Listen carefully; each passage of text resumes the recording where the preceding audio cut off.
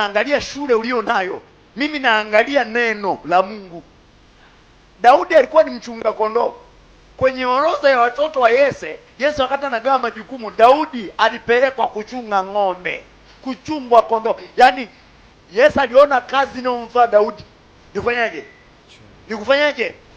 Yaani wewe inawezekana kwenu mama yako na baba yako walichoona unafaa ni kwenda cherehani, lakini Mungu anachoona wewe unafaa ni kuwa mtu mkubwa kwenye taifa. Amen.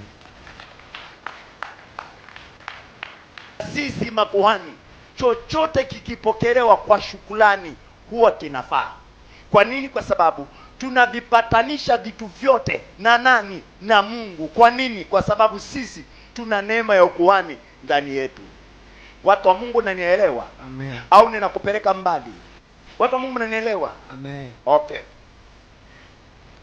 Kwa hiyo chochote unachokifanya wewe inapaswa ufanye ukiwe na mentality hii: wewe ni mfalme. 2, wewe ni kuhani. Kwa wewe ni mwombezi wa mambo yako. Kwa nini? Kwa sababu wewe ni nani? Ni kuhani. Lakini wewe ni mtawala wa maisha yako na vitu vyako. Kwa nini? Kwa sababu wewe ni nani? Mfalme.